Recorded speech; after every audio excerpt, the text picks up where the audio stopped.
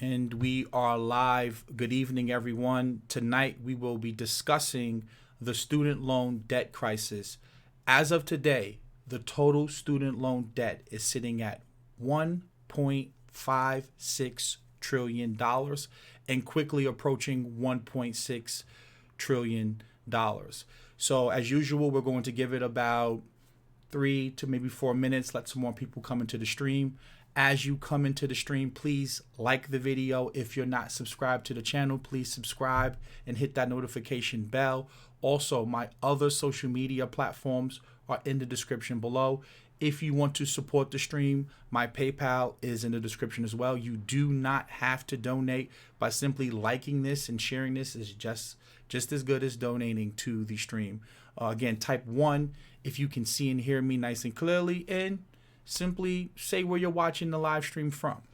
Thank you for the donation, Godlike Black and Free. Thanks for pushing this knowledge out here, my brother. I totally agree with you. And thank you for supporting the content, both financially and viewing the content as well. So as we can see, so let's turn off the volume here. And as I said, start the timer. We'll give it about a good 3 minutes, and then we'll get started with the stream. Let's turn this up a little bit. Okay, so everyone can see me. Chicago's in the building. Miami, Cleveland. That's good to see.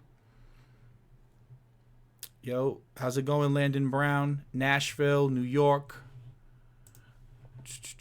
Thanks for moving off Umar. We're on some real-time one, Long Island. Yeah, as I said before, it was time to move on to better things. I think that there are so many things that we need to be discussing as people to better equip us with how to deal with the future and what's to come down the pipeline, so you don't get blindsided. Riley, Philly. That's good to see. That's good to see.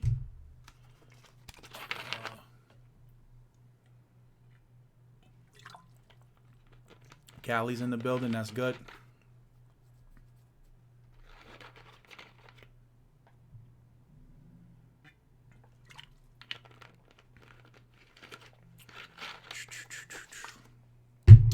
So we'll give it another 60 seconds, and then we'll start the live stream, guys. New Jersey's in the building. All right.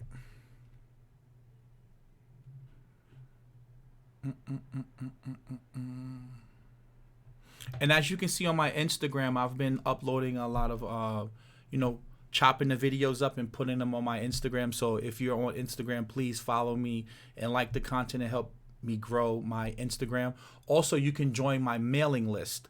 YouTube isn't sending out the notifications to everyone, which is just stupid. I have as of today, I think I have about 11,700 subscribers. But YouTube will only send out my notifications to about 30 to 35% of my subscribers, which just simply doesn't make any sense. Basically, what YouTube is saying is that they want to dictate what you can and can't see. So by you getting on my mailing list, whenever I go live, I can go and just simply broadcast out and let you know when I upload a new video and when I'm going live. And with that being said, guys, we can get started. As of today, the total student loan debt is sitting at $1.56 trillion, and it is quickly approaching $1.6 trillion, to the point where they're basically calling this a debt crisis. And you're starting to see a lot of politicians like Bernie Sanders, like Elizabeth Warren, and even Donald Trump, who is a conservative, a Republican, floating the idea of some type of debt relief package, aka a bailout. Now, there are people who are for the bailout, the idea, and then there are some people who are against the bailout.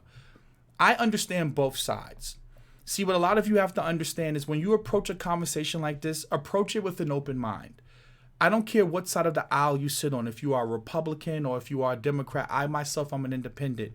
Approach the information with an open mind.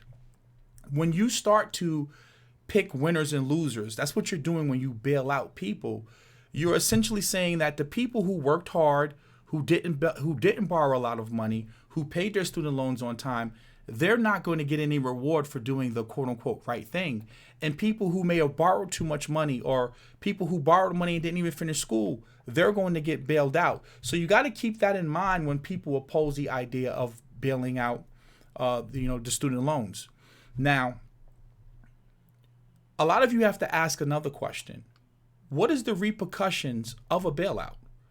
And why is the cost of education so high in the first place? See, when the government says that they're going to bail you out, that simply means they're going to print money that doesn't exist. And there's a hidden tax known as inflation. The problem with inflation is that many times you don't feel it right away. You don't feel it 2, 3, 4 years from now. And what inflation simply means is that there's more money in circulation, supply and demand. So therefore, the current money that you have buys less today than it can purchase yesterday. But again, you don't feel it right away. And as investors, as entrepreneurs, America has a history of doing bailouts. See, a lot of people think 2008 was the first time that the government bailed out the auto industry, the government bailed out the banks, or that the government bailed out insurance companies. But the government bailed out New York City back in 1975. The government bailed out Lockheed Martin back in the 70s. The government bailed out Chrysler back in 78. And I'm going to highlight all of those things for you. And I'm going to show you how the government is very good at problem, reaction, solution, where they either enable or create the problem with bad policy. Then we get the reaction, we get some type of debt crisis.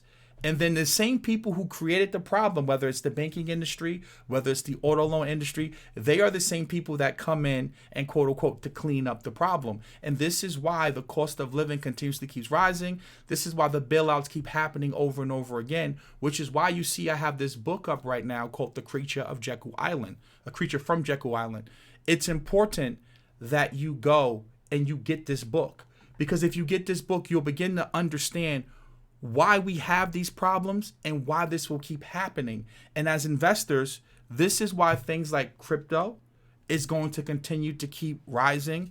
This is why gold and silver is going to keep going up in value. This is why you need to get your hands on some real estate, and why you need to also get your hands on some dividend paying stocks. Now, this isn't financial advice, but again, I'm just laying out the foundation for you. See, you can't have capitalism without the ability to fail.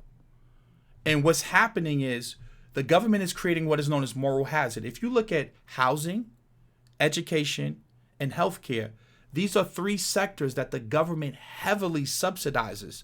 And you can see the costs continuously keep going up faster than inflation and faster than wages are rising. So it's a reason why this is happening, because if you tell a bank that I'm going to guarantee this loan, the lending institution is going to give out that loan, where now you have 20-year-olds who can borrow $25,000 a year, or 19-year-olds or 17-year-olds who can borrow $25,000 a year to go to school for gender fluid studies, a career that only pays $40,000.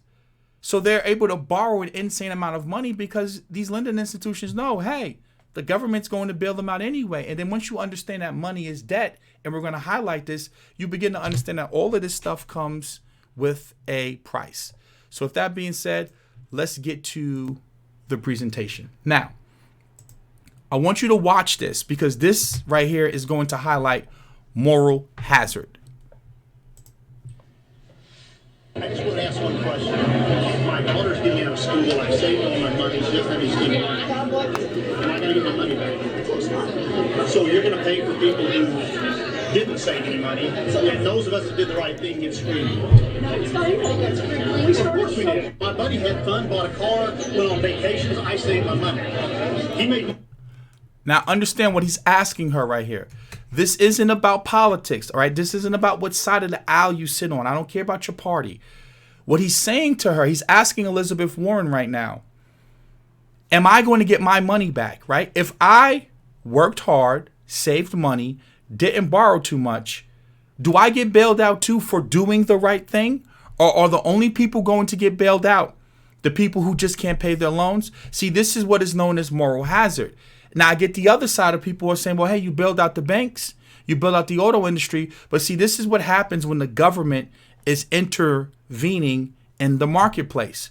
Now you start picking winners and losers, and now people, rightfully so, like he said, he has a right to be upset that he basically worked and did the right thing and paid off his loans, and he's not going to get bailed out. So I understand exactly where he's coming from. Now, I covered this chart last time before we get into the actual student loan debt. Understand that $1.6 trillion of student loan debt is a tiny, tiny, tiny small portion of the total $73 trillion of overall debt that's sitting in the economy. See, when you understand that there's over $73 trillion in the economy, then you begin to start to see that there's bubbles everywhere. And that the student loan debt at $1.6 trillion is more than the physical cash in the banking system. And this is what gives the dollar demand. This is what your dollar is backed by. It's backed by debt, because these students who took out $50,000, $60,000 worth of debt, they have to spend the rest of their lives working for a dollar, which gives that dollar demand to pay back that debt. So when you understand that money is debt, you begin to understand the boom and bust cycle, and you begin to understand what's going on here. Now, let's get to the article so we can get to some of the numbers. Student loan debt statistics in 2020, a record $1.6 trillion. This article is from, let's give you the date, February 3rd, 2020. And it starts off by saying student loan debt in 2020 is now about $1.56 trillion. The latest student loan debt statistics for 2020 show how serious the student loan debt crisis has become for borrowers across all demographics and all age groups. I want to highlight that for you. Borrowers across all demographics and age groups.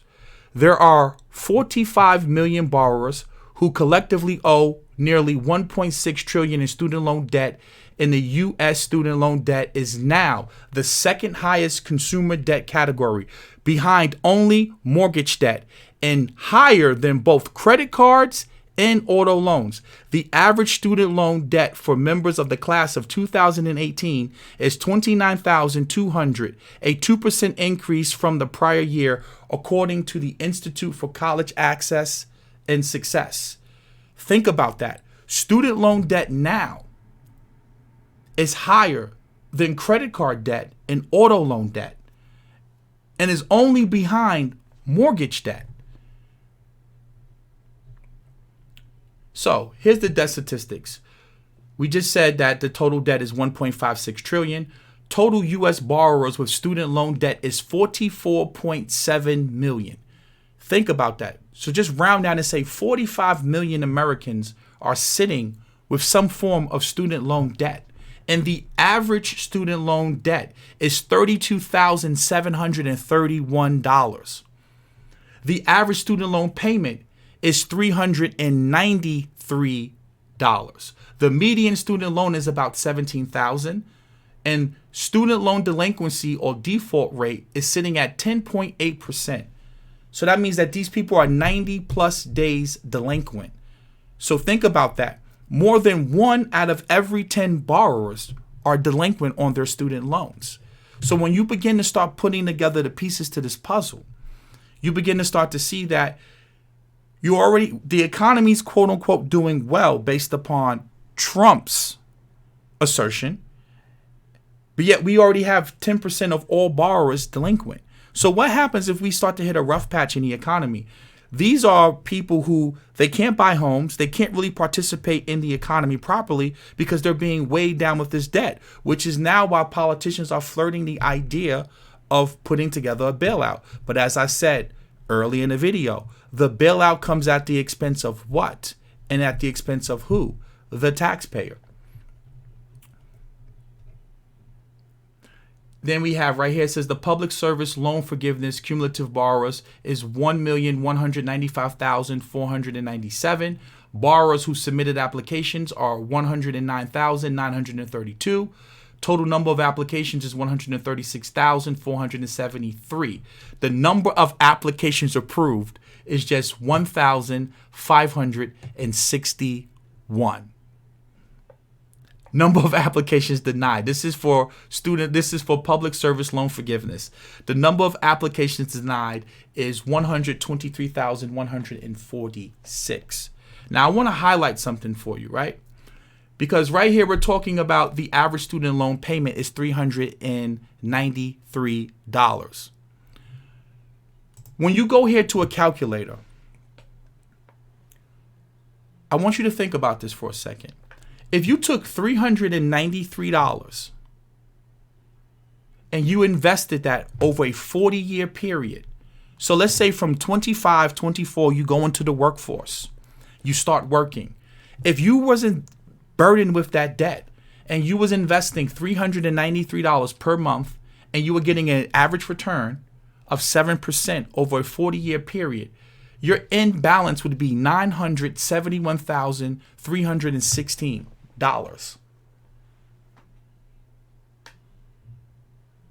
So this is money that people could be investing, that people could be putting into the economy, but because they're burdened with so much debt. See, a lot of people, when you're 18 years old, when you're 17 years old, you're not thinking about 30 years from now. You're not thinking about 40 years from now and what's actually going to happen. But when you look at the opportunity cost of the amount of money that could have been invested, that could have been spent on your home, as I just showed you right here, this is close to $1 million. This is close to $1 million over a 40-year period where your student loans are going, where your money's going to paying student loans. Now think about it. I picked 7% because the S&P returns about 8% on the average year. So I picked 7, right? But you can see that this is a lot of money. So when you look at millennials and younger, those of us who are stuck with this debt, we're going to spend the rest of our lives paying off this debt. And as you can see, when you start factoring this in with the principal, you can see it goes all the way down for 40 years. And I encourage you to do this. And if you have children, you need to sit down with them and explain to them, number one, everyone doesn't have to go to college. This is extremely important that you understand this. Everyone doesn't have to go to college. Number two, the first 2 years when you're in school, you're basically taking, English 15 or English 16. You're taking basic bio 1, bio 2. You're taking Chem 1, Chem 2. You don't need to go to some private institution and pay $40,000 a year to do that. Go to your local community college at first and then work your way up. Now, a lot of people get sold the idea, well, hey, if you go to school, you're actually going to earn more money, which is true. You do earn more money on average compared to a person who doesn't graduate. But again, like I said, you have to factor in the fact that the average student loan payment is $393. Well, if you look at wages, and see, this is why it's important that you really play with data and you play with numbers. Look at the wages from 1986, right? This is real median household income. It went from 54,000, then we had a dip. Then here during the dot-com bubble, we peaked at 61,000. Then we had the recession, the crash of the dot-com bubble. Then we had the real estate bubble. We hit 60,000, and then look, we crashed again. Now we're beginning to peak again, but understand, $60,000 today doesn't buy what $60,000 could buy you back in 98, or what 56,000 could buy you back in 88. That's known as inflation. So understand that when the government bails you out, you still pay, which is known as inflation. And if you look at the CPI, it doesn't factor in things like the cost of healthcare or the cost of education. The three industries that the government heavily subsidizes, education, housing, and healthcare, consistently outpaces inflation. Year after year after year after year, it rises to the point where the price of college the price of college is increasing at almost 8 times faster than wages. So you got to really think about that for a second. Here we are in the 21st century. We have all of this technology around us. The cost of education should be coming down. It should be getting cheaper to go to school. People have iPads, they have mobile computers, they have mobile phones. Now you have online classes. The cost of education should be coming down, but instead, it's rising 8 times faster than wages. So I just want to briefly read this to you real quick. It says the cost of college education is skyrocketing. It's no surprise that student loans now make up the largest chunk of U.S. non-housing debt. Yes, more than both credit cards and auto loans. Many baby boomers and Gen Xers remember working their way through college and graduating with little to no debt. Sadly, that feat virtually impossible for the current crop of students and recent graduates. Think about that. The baby boomers and Gen Xers, because inflation was nowhere near as high as it is today, and although the government keeps telling you there is no inflation, when you spend that dollar, you feel it. When they say debt monetization, capital injections, that means printing money. Now understand, if I'm a college and I know that the government, this is called moral hazard, if I know that the government is going to back the loan and they're going to lend money to any and everyone, why would I not loan money to the student? I mean, why would I not increase my prices? I know that you're going to be able to get the money from the government, so why not increase prices? It's the same thing with health insurance. When you have government insurance, why not keep raising prices? Because the government has the printing press. And this is what happens. We need to get government out of education. Now think about the lending institution. Why would the lending institution loan out money to a 17-year-old? A 17-year-old can get $25,000 a year to go to school, but you can't get $25,000 to buy a house at 17. You couldn't get $25,000 to start a business at 17. Think about that. But you can go to school for gender fluid studies, and Sally Mae or one of these other lending institutions, no problem. Here, take $20,000 because they get origination fees to write these loans. And as I told you before, debt is money. That money didn't exist until you signed on the dotted line. You created that money. And now you have to spend the rest of your life working for dollars because we have an economy that's based upon growth and based upon fractional reserve lending. When you start to understand that, you begin to really start to wrap your mind around the fact of they have to keep creating debt. They have to keep creating inflation because that's what makes the economy grow. It's important that you begin to start wrapping your mind around this because now you can start understanding what's happening. So it says, how much does a 4-year undergraduate degree actually cost? The price of going to college has been increasing since the 1980s.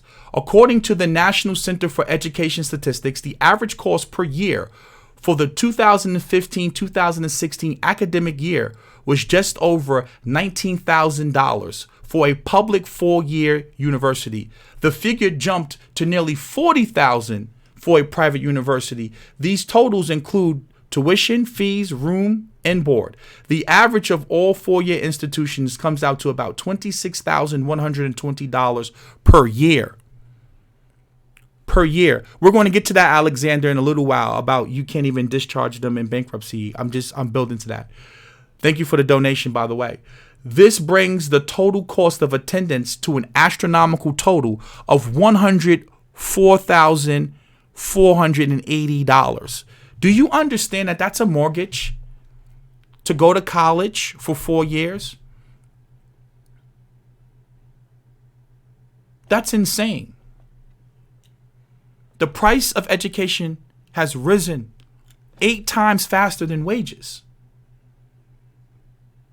Now, I want to play something for you because this is important. On the shoreline of Maui's Wailea Beach, at the luxurious Fairmont Hotel, Sally Mae executives and more than 100 of its employees are on a 5-day paid trip celebrating a record year, $5 billion in student loans to 374,000 borrowers. We confronted Sallie Mae CEO Ray Quinlan. Okay. We'd love to talk to you about what you guys are doing here. I'd be perfectly happy to talk to you. I'm late for a meeting. Quinlan says this is an annual sales meeting, and while they didn't pay for employees' families to attend, We said, hey, look, Maui's a pretty nice spot, and so if you wanted to stay extra days, you want to bring family, it's on you. but while employees of one of the nation's largest private student loan companies enjoy the pretty nice spot, many of the students Sallie Mae has lent to find themselves in a desperate one. What is your actual balance right now? $304,000. Do you see that? Her total balance is $304,000. You have to begin to understand how money works. You have to begin to understand that money is debt. You have to begin to understand that this money is created out of thin air. And then what you have to understand is that when they loan you this money, let me tell you how corrupt this system is. Just follow me here. I know this may be complicated for some of you, but they have something what is known as derivatives. So what they do is they take your loan and they package it up, and they then go into the market and they sell it to investors. And what happens is every month when you pay the interest on that loan, the investors collect that interest. Now remember, this money they created out of thin air. It didn't exist. And you're going to go 5, 10, 15, 20 years of barely paying that student loan, barely being able to pay the loan, because 51% of borrowers have barely even made a dent in their principal. And I'm going to get to that article in a second. I really want you to think about this, how diabolical this is. Really start breaking this down. Now, you default on a loan, but they get the money from the government, or they get bailed out. So let's say that the bank has to write that loan down. Remember, they're going to get insurance on these credit default swaps, on these collateral debt obligations. They're going to go to AIG in case you default. So they're going to get paid from the government. They're then going to get paid from the insurance company if you default. They already was getting paid from you for 5 years, 10 years if you was paying the interest on money that didn't exist in the first place. And then they're going to go to the government, and the government's going to say, hey, you got to write the loan down. So instead of getting 100 cents on the dollar, they may get 15 cents or 20 cents on the dollar on money that didn't exist in the first place. You brought that money into existence. See, when you really start thinking about this and you start putting this together, you begin to understand how predatory this system is and how the boom and bust cycle works and why you constantly need new debt, because new debt fuels the economy. When you go get that auto loan, that money didn't exist until you signed on the dotted line. You created that new money. And that's what gives the dollar value. Because as I said, there's $73 trillion of total debt in the economy, but there's only $1.6 trillion of physical cash in the banking system.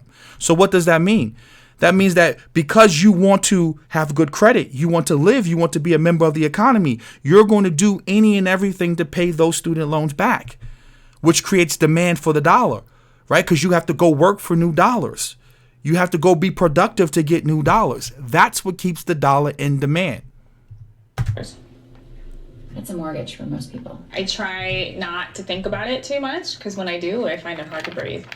Working mother Paige McDaniel used a Sallie Mae government loan 20 years ago to pay for her business degree. 6 years later, the company offered her a private loan for her master's with a higher variable interest rate. When the bill came, she couldn't make the $1,500 a month payments. McDaniel was hopeful she could work out a plan with Sallie Mae. They essentially said, I'm so sorry, we'll put a lien on your house and garnish your wages if you don't make those payments. So 9 years ago, McDaniel and her husband filed for bankruptcy.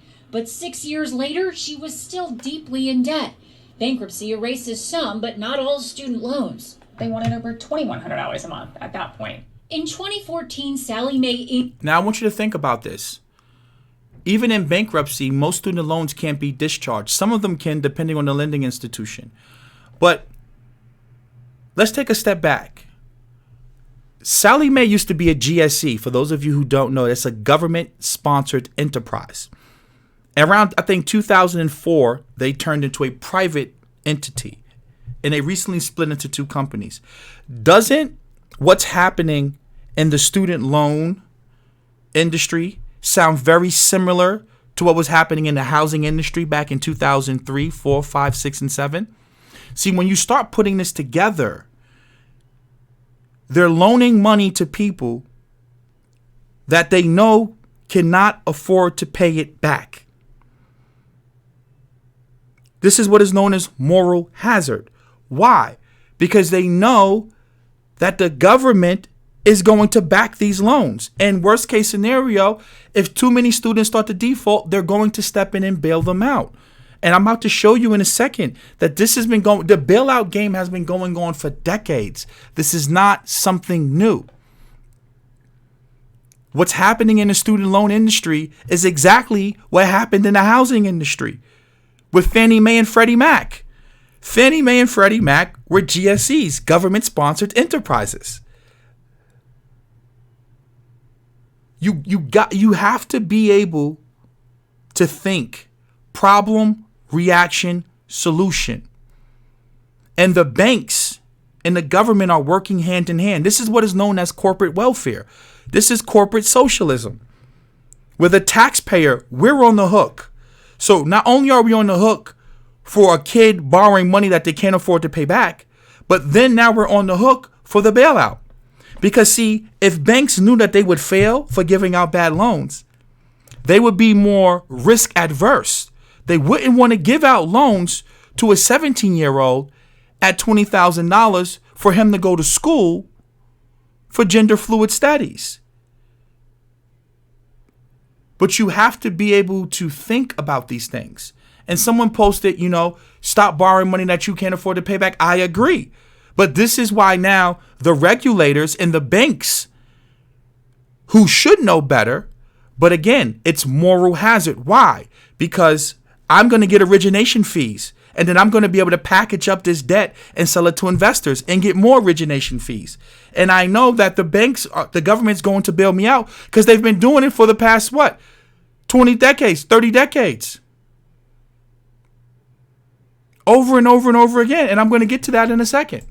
Split into two companies, Sallie Mae Bank and Navient, which now manages McDaniel's loans. Both are currently being sued by the Attorney General of Illinois, accusing them of deceptive subprime lending, a failure to offer proper repayment options, and faulty collection practices. Navient denies the allegations. Sallie Mae Bank is seeking to dismiss the suit, saying in a statement in part, "We believe Navient, a separate and independent company from Sallie Mae, is responsible for all liabilities that are at issue." The current Sallie Mae Bank says it wasn't making loans when Page took hers, but yet its website boasts helping America pay for college for more than 40 years. Back in Hawaii.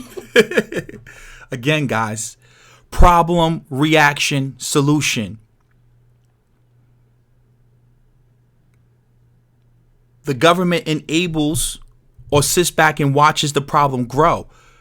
Why didn't they step in at $500 billion? Why didn't they step in at $750 billion? Why didn't they step in at $1 trillion? Why now? Because see, now what they can do is now they can divide us amongst class and they can divide us amongst party lines. Because now it becomes well, guess what? I saved money for my kid to go to college and paid. You didn't. And then now you can say, well, I'm poor and I didn't have the resources, but I wanted a better living for my kid. So now you're going to lean to the Democrats because, see, they're dangling that carrot in front of you and they're telling you, hey, if you vote for me, I'm going to help you with those student loans. And then now you have the people on the other side. They're saying, hey, you got to be responsible for what you borrowed. And this is what happens. And it keeps everyone divided and it doesn't keep you focused on the problems. The problem is the Federal Reserve. The problem is our monetary system. The problem is our policies. Bailouts is not new, and we're going to get to that in a second. We'll come back to this. But let's get to the bailouts. This article is from April 29th, 1980. There was a bank by the name of First Pennsylvania Bank of Philadelphia. At the time, back in 1980, this was the largest bailout for this bank. It says, federal financial regulators yesterday announced a $500 million rescue of First Pennsylvania Bank of Philadelphia, the third largest bailout in U.S. banking history. See, many of you think that the bailouts just started in 2008, but this has been going on for decades. I mean, I can run down a whole list of different banking institutions and companies that received bailouts. So understand that Congress, your government, isn't new to this. They know that there's a problem with the banking industry. They've been bailing them out for years because they're giving out loans to people that they know they can't pay back. But when you know you have the FDIC, and then guess what? If the FDIC is not enough, then we just go to the Treasury. It all comes back. It all comes back. Here go New York. Lessons from the bailout of New York. Let's get to this. This article is from May 11th, 2008. And I'm pretty sure many of you probably didn't even know this, that these bailouts happened decades ago from 1980. You probably don't even know that the city of New York was actually bailed out. So, yes, the problem is maddening, big and complicated, but America is full of smart and caring people. Surely there exists a handful of wise men and women who can stow their axes and their differences to right the ship. To that end, I spoke to Felix, the financier and former ambassador to France, who is vice chairman of Lehman Brothers. Now, these are the people who created the problem, who are now coming in to solve the problem. He worked at Lehman Brothers, a central player in the 1975 plan that saved New York City from bankruptcy. Still, interesting parallels exist. Then, as now, banks have been too easy with their lending, and borrowers, city officials, thought the party would never end. The dollar was in a tailspin, as it is now, and a broad-based denial of the problem's depth held sway. I'm going to repeat that for you again. Guys, this is from 1975. Doesn't it sound a hell of a lot like 2007, leading up into the Great Recession? Still, interesting parallels exist. Then, as now, banks had been too easy with their lending, and borrowers, city officials, thought the party would never end. The dollar was in a tailspin, as it is now, and a broad-based denial of the problem's depth held sway.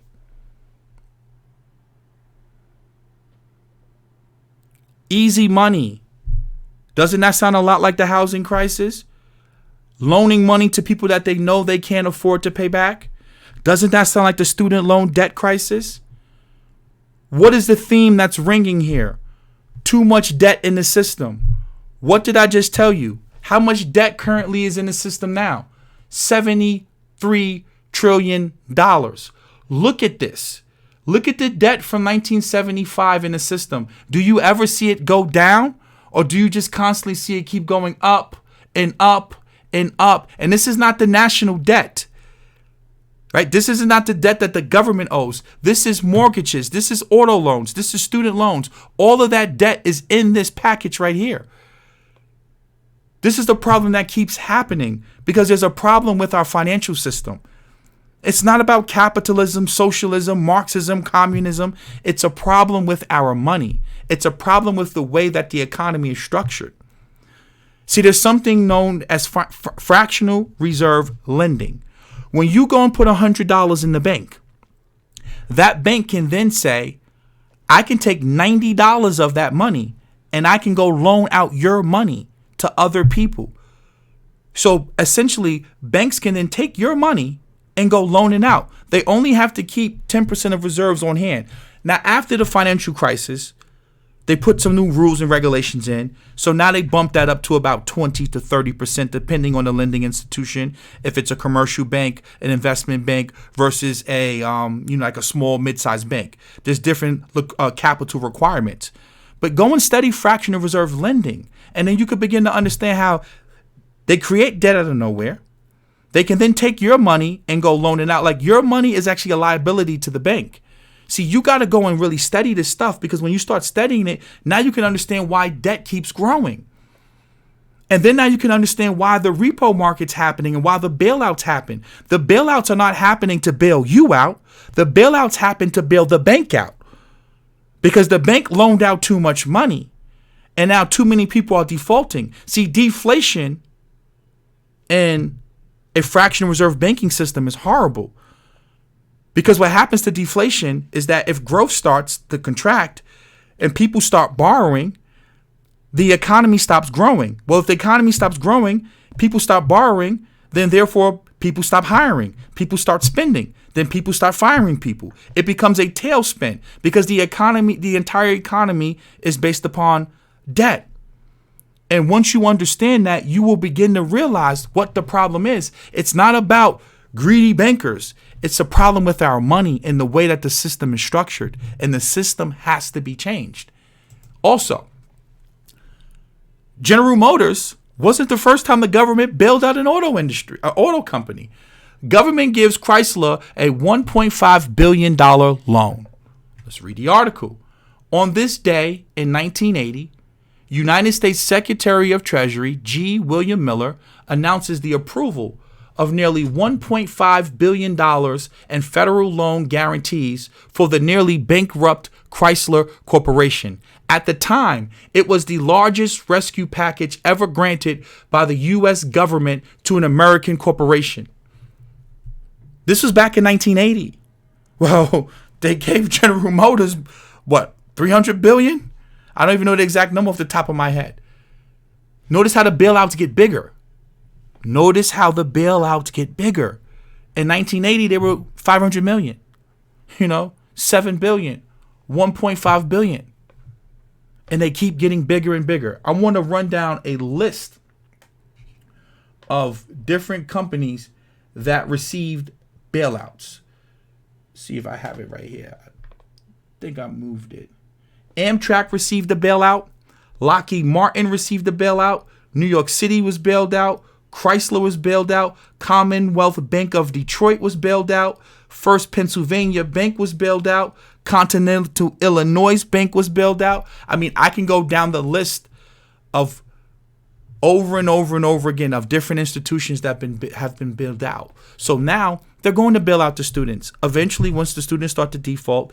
But now they're trying to split it amongst party lines. And this is why you have to really be smart and understand what's going on. And now you have to ask yourself, right now, there's something known as open courseware. This is MIT open courseware. There's no reason why it should cost you $30,000 to go to college. When you have MIT courseware, where you can come on here and you can learn anything you want to learn. You want to learn about structure and interpretation? You can do that. Linear algebra? You can do that. Introduction to computer science and programming? And they have the entire course that you would take in college recorded right on here. Cryptocurrency engineering and design, innovation systems of science, physical chemistry.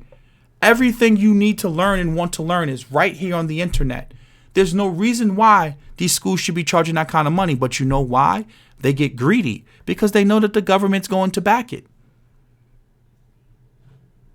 Even here, they have the syllabus, which you need to read. The entire syllabus is right here. Lecture videos, here. The reading, here. The slides, here. Everything you need, right here in your face. But again, you create moral hazard when you're stepping into the marketplace and you're picking winners and losers. See, what the government should be doing is simply making sure everyone has equal protection under the law. What the government should be doing is making sure everyone has equal access and equal opportunity, not equal outcome about who's going to win and who's going to lose, but making sure that the market is fair. But what happens is you have these corporations who are colluding with government through lobbyists. Where you have people like Timothy Geithner and Hank Paulson who go from working in investment banks and then now they're sitting in the Treasury, or now they're sitting in some government position, or someone like Mnuchin who basically helped create the financial crisis of 2008 with the bad lending. I forgot exactly which bank he was at. But see, you create this moral hazard now. And now it becomes a revolving door where, Hank Paulson and Henry Paulson, what they do is they come into government, they deregulate the banks, or they hold the government hostage and say, hey, if you don't give me unlimited amounts of money from the Treasury to bail out these banks, no money's going to come out the ATM. And these politicians pretend like they don't know that these bailouts have been going on for decades. And this continues to keep happening time and time again. Over and over again. Now, someone said public high schoolers are 4 and 5 years behind after they graduate. There's no way they can self-study. No one said that they have to self-study. The same way you can sit in a college classroom and someone can lecture you is the same way you can sit here on YouTube and someone can lecture you. And there's no way that you can tell me to watch a lecture for 40 minutes should cost you $60,000 in a 4-year span. There's just no way. It doesn't make any sense. And if you're going to tell me that the same way I can sit in a college lecture, I can't sit in front of my computer and get lectured, that's just foolish. Now, this is where politics come into play, because Trump granted loan forgiveness to disabled veterans. So now this is where the politics comes into play, because if I'm a person with student loan debt, I'm going to say, I don't give a damn about inflation. I don't care about, deficits. I want to get bailed out too. And there's 118 of you guys watching this. Please like the video, share the video, subscribe, and hit the notification bell. It says President Trump signed a memorandum on Wednesday to cancel the student loan debt of disabled veterans. More than 25,000 disabled veterans will have their student loan debt forgiven, the president said. So now when you start thinking about this stuff and you start wrapping your mind around this as investors, what do you think the government's going to do?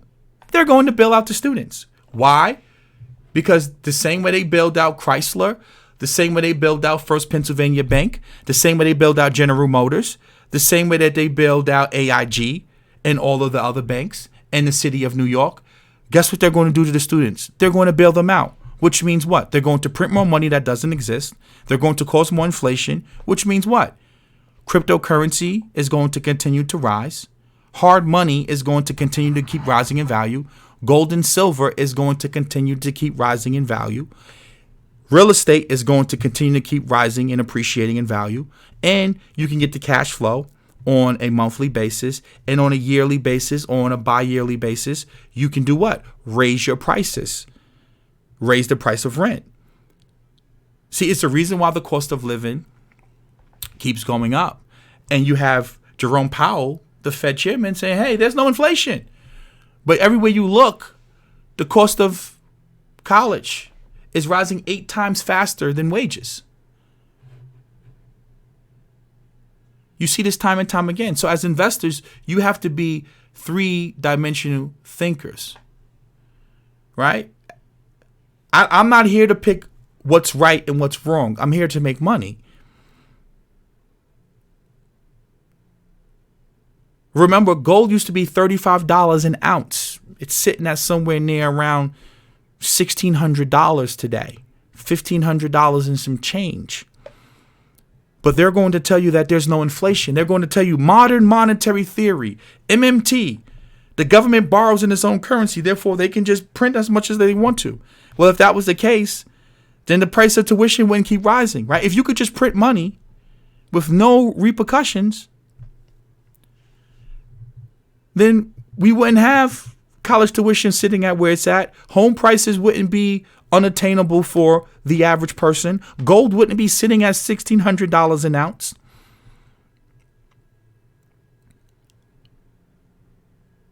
Anthony Brian Logan tried to say that the government never gained companies money or bailout. What a moron. I can't believe people. You mean to say gave, sorry. What a moron. I can't believe people listen to that stuff. Yeah. Thank you for the donation, Alexander Wilson. But see, that's the problem. That goes back to politics, right? When Trump does stuff like this, when he does this for veterans, that's his base.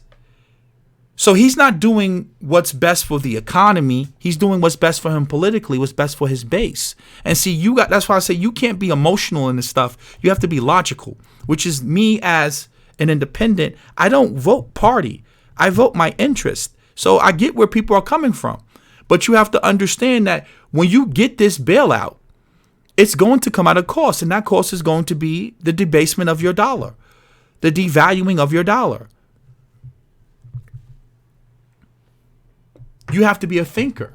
See, like when I look at this, the first thing that popped in my mind, see, I think about money, right? So when I see that the average student loan payment is $393, I'm going to sit down with my kid and I'm going to say, son, if you invest $393 on a monthly basis for 40 years and you get a return rate of 7%, that's $971,000, son. Do you really think you want to go to college? Or do you want to be an entrepreneur and an investor, right? Now, I know some of you are going to say, well, let's factor in a few years we may have a losing year. So let's say that we only do 4%. Let's calculate it. That's still $500,000 over a 40-year period at just investing $393. That's the average price of the student loan. So you got to really sit down with your children and educate them. And as a parent, you have to know maybe going to college isn't the best thing for my kid right now. It just may not be. And back to what Alexander Wilson was saying, the government did give money to companies. 100% they did. They've been bailing out companies. They even bail out countries. They just do it in different ways. And this is why you have to get that book, The Creature from Jekyll Island, because that will give you a basis to understand money and understand what's wrong with our system. It's not capitalism. It's not communism. It's not socialism. It's something wrong with the system and how money is giving out and what happens with money. Think about this. A 4% return on an annual basis. If you took your college payments and you just simply invested that, look what you would have at the end of 40 years of retirement. Now, again, this is not guaranteed. This is not financial advice. I'm simply here to put the information in front of your face and let you think about it. Because now look what's happening. Student loan debt is over 1.6 trillion and hardly anyone is paying down their loans. Check this out. This is when I saw this, I said, wow. The rapid increase of student loan debt has slowed over the past few years, but individual borrower balances aren't going down, mostly because hardly anyone is paying down their loans. Since the explosion of student debt following the Great Recession, annual repayment rates or the amount of existing balances lowered have been just 3%, Moody's said. Just 51% of borrowers who took out loans between 2010 and 2012 have made any progress at all in paying down their debt. Think about that. 51% of borrowers from the year of 2010 and 2012 have made any progress in paying down their loans. So that means that they're just paying the interest. They're just paying the interest. When you begin to wrap your mind around that, you say that this is madness. The lady's talking about she has $300,000 in debt. Let's go back to the video. Interest rate. When the bill came, she couldn't make the $1,500 a month payments. McDaniel, $300. many of the students Sally Mae has lent to find themselves in a desperate one. What is your actual balance right now? $304,000. That's a mortgage for most people. I try not to think about it too much because when I do, I find it hard to breathe. Working mother Paige McDaniel used a Sallie Mae government loan 20 years ago to pay for her business degree. 6 years later, the company offered her a private loan for her master's with a higher variable interest rate. When the bill came, she couldn't make the $1,500 a month payments. McDaniel was hopeful she could work out a plan with Sallie Mae. They essentially said, "I'm so sorry, we'll put a lien on your house and garnish your wages if you don't make those payments." So 9 years ago, McDaniel and her husband filed for bankruptcy. But 6 years later, she was still deeply in debt. Bankruptcy erases some, but not all student loans. They wanted over $2,100 a month at that point. In 2014, Sallie Mae Inc. split into two companies, Sallie Mae Bank and Navient, which now manages McDaniel's loans. Both are currently being sued by the Attorney General of Illinois, accusing them of deceptive subprime lending, a failure to offer proper repayment options, and faulty collection practices. Navient denies the allegations. Sallie Mae Bank is seeking to dismiss the suit, saying in a statement in part, "We believe Navient, a separate and independent company from Sallie Mae, is responsible for all liabilities that are at issue." The current Sallie Mae Bank says it wasn't making loans when Paige took hers, but yet its website boasts helping America pay for college for more than 40 years. Back in Hawaii, Quinlan defends company practices. Did you guys give any consideration to the optics of this? To how a student who might be struggling may see a bunch of executives in Hawaii with their families as sort of Having an annual planning session and recognition of accomplishments for our sales force has been something that has been done, I'm going to say, since the company was founded in 1972. And it's recognition of the hard work, but it's an important piece of planning. I think we're done. But McDaniel's struggle far from done. She's hired an attorney to argue bankruptcy should have cleared her debt because it was a private loan. It's not just my generation, it affects my children. How am I going to send them to college? A common question at the heart of a crisis. Katie Beck, NBC News, Maui. Hey.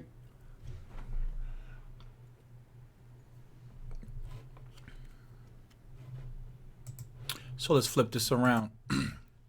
So, as I highlighted and I showed you very clearly, Bernie Sanders, Elizabeth Warren, Trump, they're playing politics right now with the idea of bailing out the students. And I believe that that's going to be the next crisis that we face, where we're going to go from 10.8% of all student loan borrowers defaulting to we're going to probably spike to like 25, 30%. And that's going to put pressure on the economy, which is then going to put pressure on these politicians to enact some type of a bailout package. And again, I'm not here to say what is right or wrong. I'm just going to simply say it creates moral hazard, where you have people who they did the right thing. They didn't borrow money that they couldn't afford to pay back. They saved up money and they were able to pay their way through schools or eventually paid off their loans. Because think about it. If you're someone and you paid off $80,000 of student loan debt, or you paid off $60,000 of student loan debt, don't you think that you should be reimbursed some type of way too? Like, who's going to win and who's going to lose? Like, who gets bailed out and who doesn't? So it creates a problem. And for people like myself, I don't sit around trying to figure out what's right and what's wrong. I deal with the hand that's dealt to me. And this goes back to the creature from Jekyll Island. I know that the government's going to bail them out. They're going to print money that doesn't exist. They're going to cause more inflation, which is why I want to own gold coins, gold bars. I want to own cryptocurrency, whether it's Bitcoin, Ethereum, Nulls, Waves. There's over 3,000 different cryptos. Find one that you like. I want to own silver. This is the fastest conductor of electricity. When you start thinking about all of the technology that we have, when you start thinking about solar panels, you begin to understand that this is extremely undervalued when it comes to silver. Gold and silver has been money for thousands of years. I think it's about 1,000 years. If you go back in recorded history, it's been money going back probably 3,000 years if you go further back in history.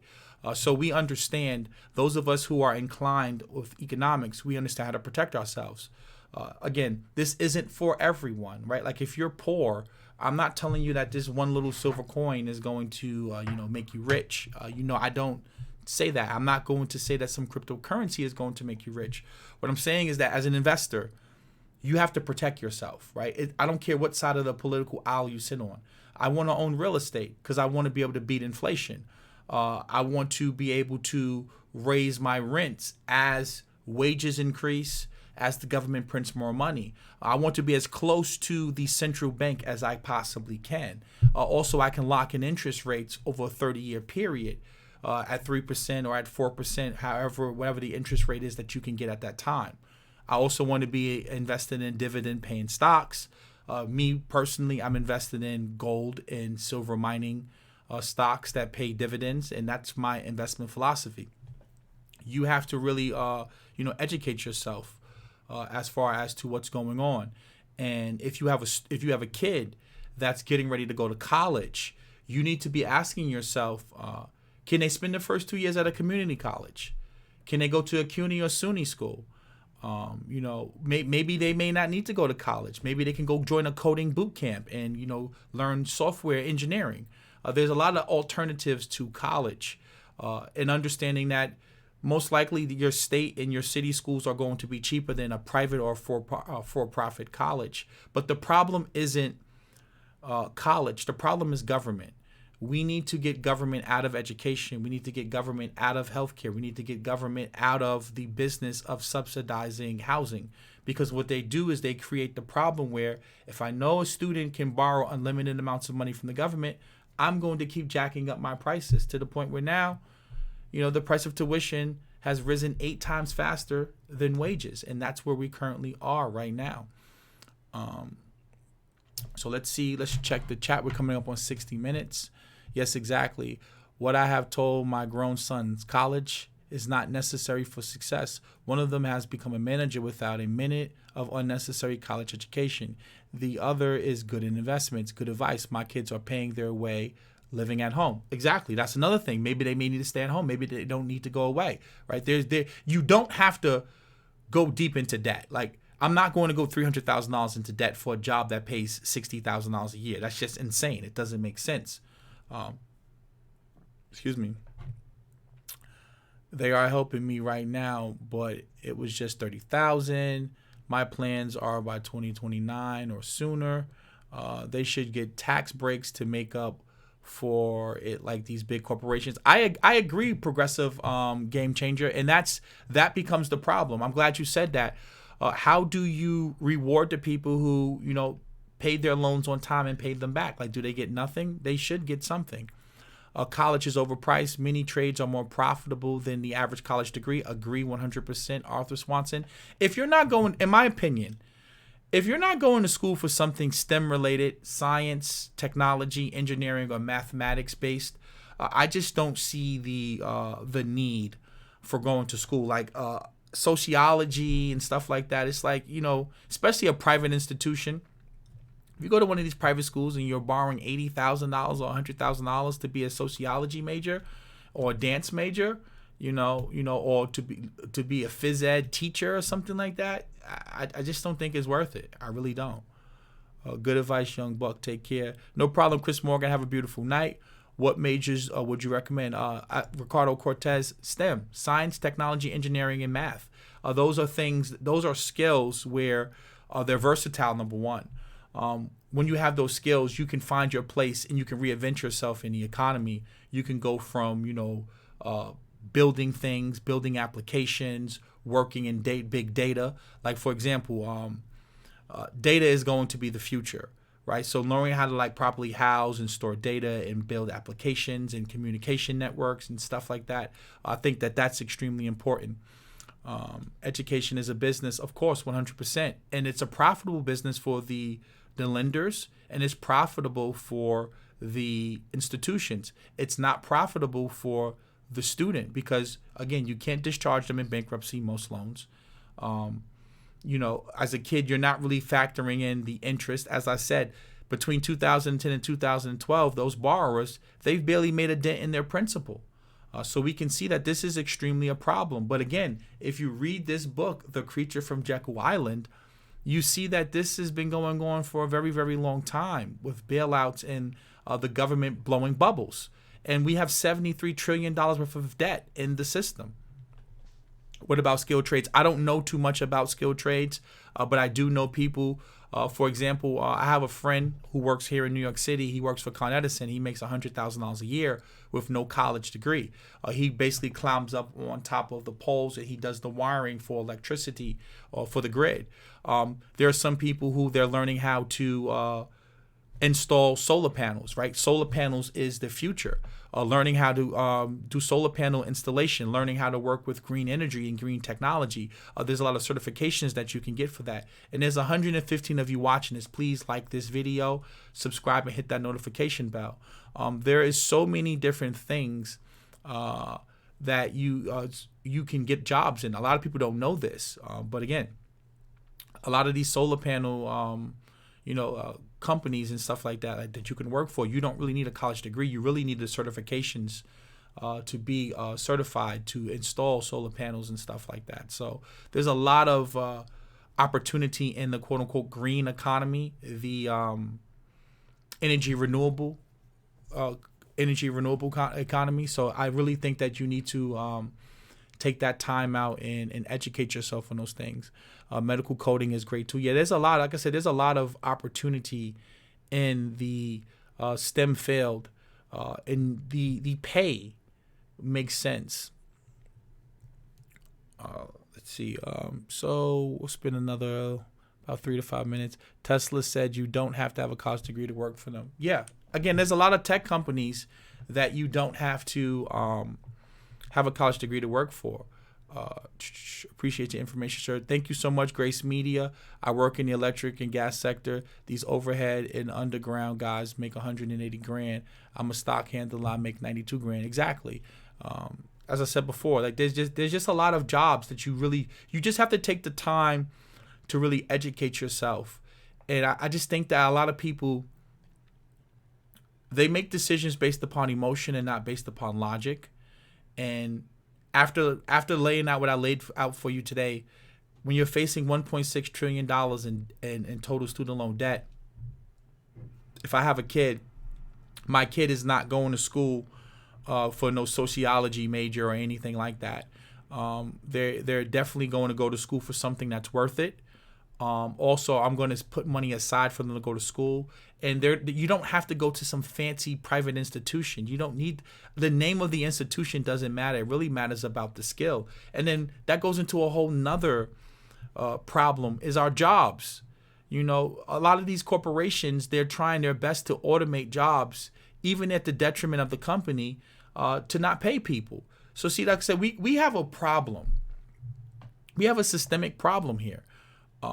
They're trying to find their ways to cut jobs the best they can, or cut benefits. Like someone posted about the gig economy, how the gig economy, they're basically not giving people like pension plans or proper health insurance. Like when you look at things like Uber and stuff like that. So there's a lot of things in our political system that needs to change. And it first starts with our money and understanding economics and understand basic economic principles. Trickle-down economics doesn't work. It just doesn't. Tax cuts for the rich doesn't work. We know that if you cut taxes for the rich, they're not going to hire people. They're not going to buy new equipment. And if they do buy new equipment, it's going to be equipment to take your job and replace you. They're not looking to pay people fair wages, livable wages. This is why a lot of these corporations, when you see like Facebook and the Amazons, a lot of these, big tech companies, even industrial companies, they're in favor of illegal immigration because they don't want to have to pay people livable wages. So they'll rather go through visa programs and bring people in from India and pay them lower wages than they would have to pay Americans. So we have a lot of things that we need to start paying attention to. But see me, over time, just watching things, I realized that the government's going to do what the government does because the government is people. And people can do good things and they can do bad things. And they can be lobbied and they can be swayed based upon backroom deals. And many of the people who they sit on the boards of these companies as executives or, investment boards or investment advisors, they then go sit in government. So it becomes this, never ending door. Like if you really go sit down, I'm probably going to do a video on that. If you look at how many people may be sitting on the board of McDonald's and they went from sitting on a board at McDonald's to being a lobbyist or working in some type of government administrative role, and then they go back into the private sector where they, they're manipulating the system. So we definitely have a lot to change, and that's what progressive game changers said: crony capitalism, where it's corporate welfare and it's corporate socialism, where the taxpayer's on the hook all the time, as usual. And people like Trump, Obama, most politicians, they're not thinking about the ramifications of their actions, right? They're just thinking about my 4 years in office or my 8 years in office. I want to make sure that I'm not sitting on top of a recession, or my 2 years, as if you're in some Congress or something like that, or Senate, you're looking your little 2-year term, 4-year term. You're looking to get in, get as much money, get as much clout as you can, and get reelected. You're not thinking about the repercussions of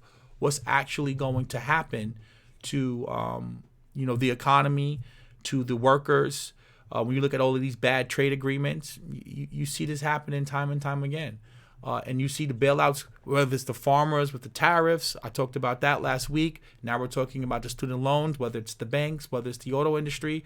It's corporate socialism and corporate welfare. You could be a felon and still get a skilled trade job. Is there any coding courses you would recommend? Free, of course. Yes. You can go right here. Let me show you right now. This right here. If you go here, The phone. pause this, and you click on this.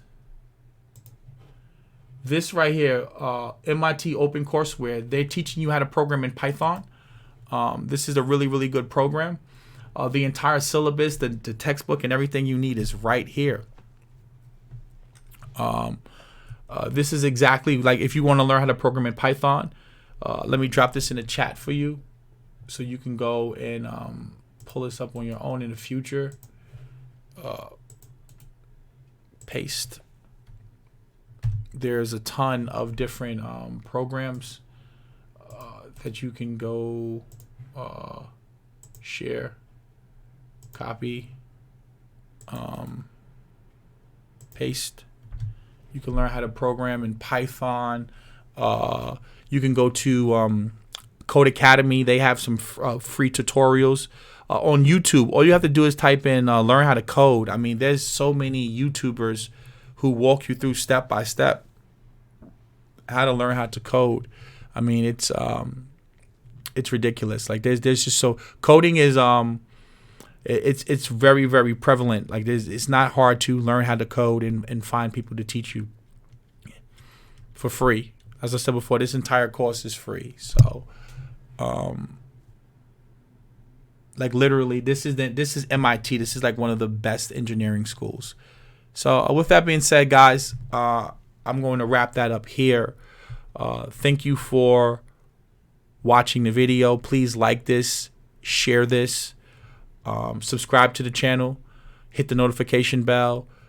Please, also my Twitter and my Instagram is in the description below. And if you want to support the content, my PayPal is in the description as well.